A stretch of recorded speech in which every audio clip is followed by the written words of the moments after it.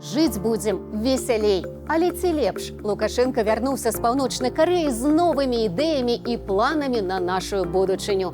З вами Ольга Старасціна і навіны з будучыні. Дыктатарскі рай. Цяпер беларусам трэба рыхтавацца да зменаў. Мікалая сватаюць? Ці будзе вяселле? Вместе мы. Одна семья. Сваячкі хлынулі ў наш дом. Мы уже заселились в квартиру. Іхны норавы беларусам не даспадобы. Знаете, чем он рассчитался? Уважаемые россияне, у нас за них вообще ничего не купить, если честно.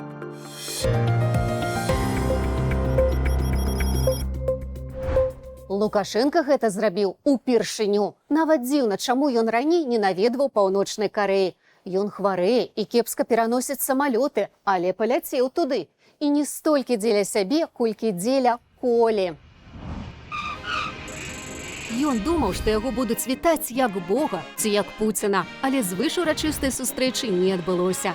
Кіраўнік КНДР не прыехаў на лётнішча сустракаць калегу. Александр Рыгорович атрымаў сціплы букетик. Не было аркестру і высокапастаўленых чыноўнікаў.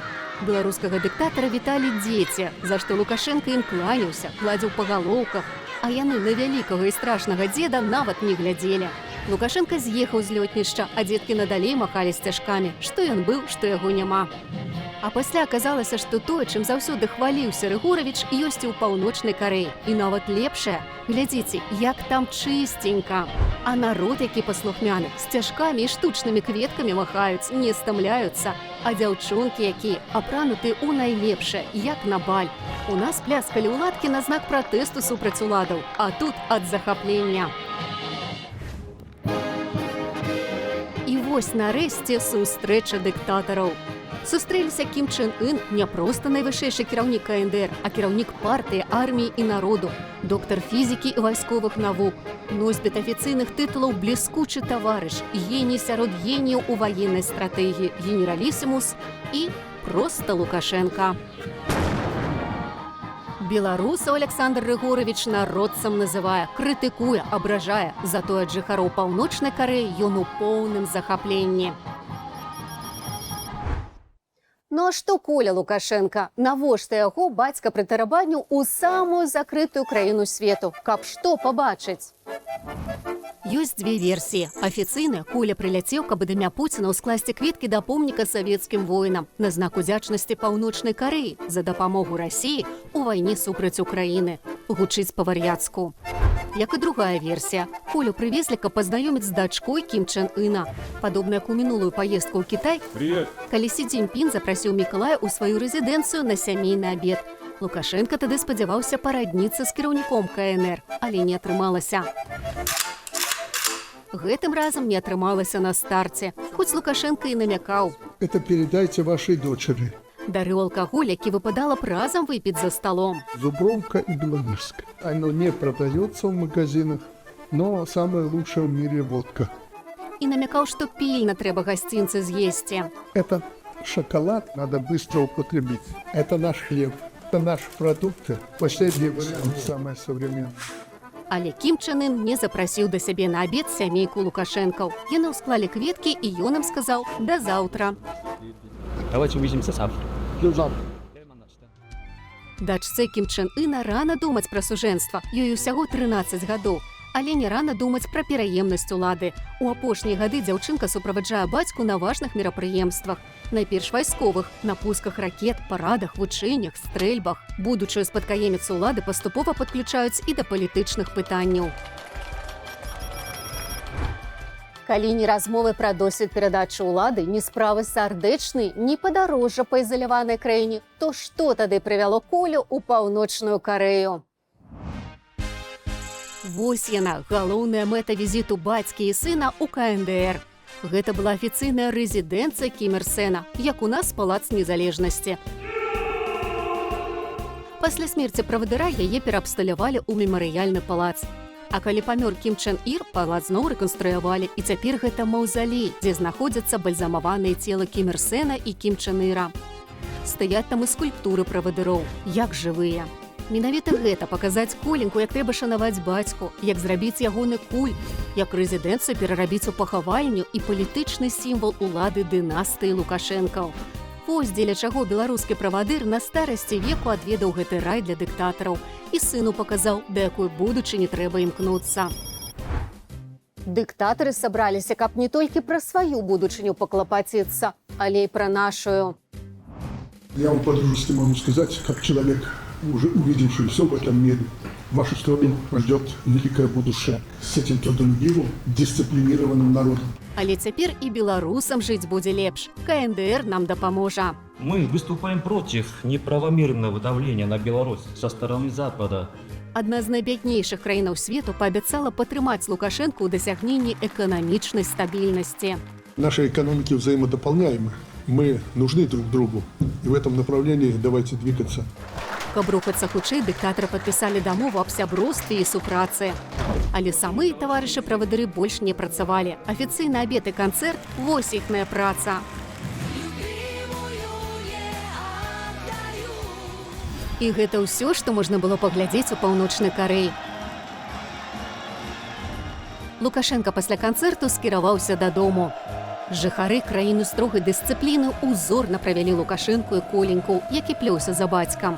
Было адчуванне, што людзі нават шчыра радаваліся, што Лукашэнкі з'язджаюць. Лукашенко казаў, што жыхары Беларусі і Паўночнай Карэі падобныя ў патрыятызме, павазе да старэйшых і працавітасці. А мне здаецца падабенства ў тым, што беларусы гэтак жа лікавалі б, калі б Лукашенко назаўсёды пакінуў нашу краіну. А што рабілі б вы? Пішыце ў каментарах і стаўце лайкі пад відэа на YouTube-канале Белсат Лайф.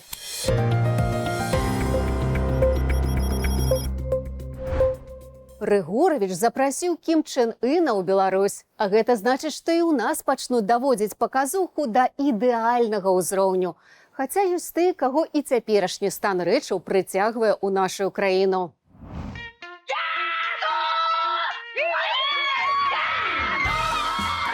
Расійцы хлынулі ў Беларусь. Што адбываецца?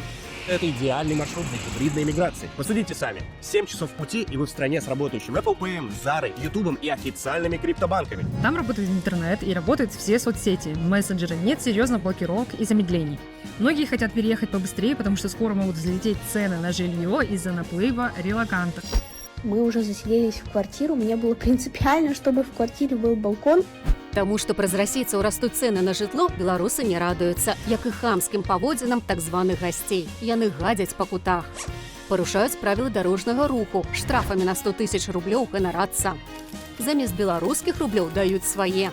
Подходит нам мужчина и говорит: а сделайте мне хот-дог, у вас там за 7 рублей. Знаете, чем он рассчитался? Уважаемые россияне, у нас за них вообще ничего не купить, если честно. Гастролёры з Расіі здзяйсняюць і цяжкія злачынствы. Дерзкое нападение на частный дом. True Crime словно вернулись лихие 90-е. Нават міністру Кубракову давялося пасярод ночы падарвацца і ехаць разбірацца. То, что произошло, то произошло. Но через несколько минут раньше скорой помощи был министр там и на месте разбирался. Присаживайся, кто в чем виноват.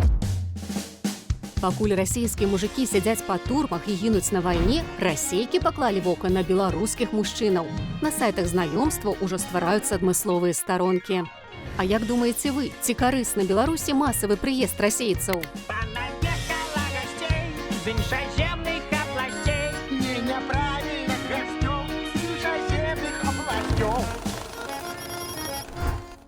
Больш небяспечныя тыя, хто ўжо даўно прыехаў у Беларусь і ў нас будуе сваю Расію. Александр Вальфович, генеральны сакратар Савету бяспекі Беларусі, які кантралюе беларускіх сілавікоў, нарадзенец Казані. Надо, конечно, учить, подсказывать. Когда-то учили нас, сейчас должны мы учить. Яшчэ адзін памагатар Лукашэнкі з Расіі адказвае за падлік галасоў на так званых выбарах. Ігор Карпенка з Новакузнецку. Спачатку ён кіраваў кампартыяй Беларусі, пасля яму далі міністэрскі партфель і магчымасць кіраваць адукацыяй беларусаў. І ўрэшце зрабілі старшынём цэнтр выбаркаму. Для яго што Масква, што Менск адно і тое ж. Мы ее не изобретали, эту норму. Нарадзенец Расіі з Владзікаўказу Юрый Караеў, адзін з галоўных душыцеляў пратэстаў 2020 года, цяпер кантралюе заходнюю гарадзенскую вобласць. В политике нет друзей, есть только интересы. Сям'я цяперашняй старшыні Савету Рэспублікі Наталлі Качанавай працавала кухарамі ў Крамлі, а пасля атрымала за гэта элітнае жытло ў Полацку. Тут і нарадзілася расейка Наталья Ивановна. Мы вместе с вами. Это, вот знаете, взгляд абсолютно в будущее. Іншы, хто не нарадзіўся, то вучыўся ў Расіі. І гэта, падай, усё найвышэйшае кіраўніцтва Беларусі. У тым ліку кіраўнік КДБ Іван Церцель. Беларускі паляк з Падгародні, які скончыў паветрана-дэсантнае каманднае вучылішча ў Разані. І сёння кантралюе перамовы з амерыканцамі да вызвалення палітвязняў. Если почитаем мемуары разведчиков, такие случаи происходят. Ёсць і менш прыкметныя дзеячы, але не менш шкодныя, як, напрыклад, міністр юстыцыі Яўген Каваленка з Шчыцінскай вобласці Расіі. Менавіта ён адзін з галоўных аўтараў перапісанай Конституции нашей краіны. Суть в том, что только тот, кто вносит свой вклад в общее дело, имеет право рассчитывать на столь же ответственное отношение к нему со стороны государства. Мне цяжка спрагназаваць, якая будучыня чакае нашу краіну, пакуль ва ўладзе Лукашенка і такія памагатары.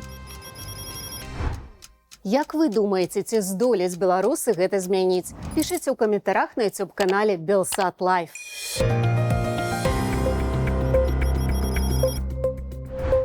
Да будучыні не гатовыя. Дакладней, не гатовая інфраструктура нашых гарадоў. Распачаўся сезон самакатаў. Для адных радасць, для іншых небяспека. Яшчэ некалькі гадоў таму электрасамакаты маглі сабе дазволіць адзінкі. Сёння ж двухколавікі сталі шырока даступныя. І толькі ў сталіцы на вуліцах курсуе больш за 15 тысяч гэтых транспартных сродкаў. Але праблема ў тым, што нашыя гарады аказаліся да гэтага непадрыхтаваныя. Улады пачалі ўводзіць абмежаванні. Нельга перасоўвацца на самакатах, напрыклад, у парках Перамогі, Чалюскінцаў і Горкага, а таксама побач з дзіцячымі садкамі.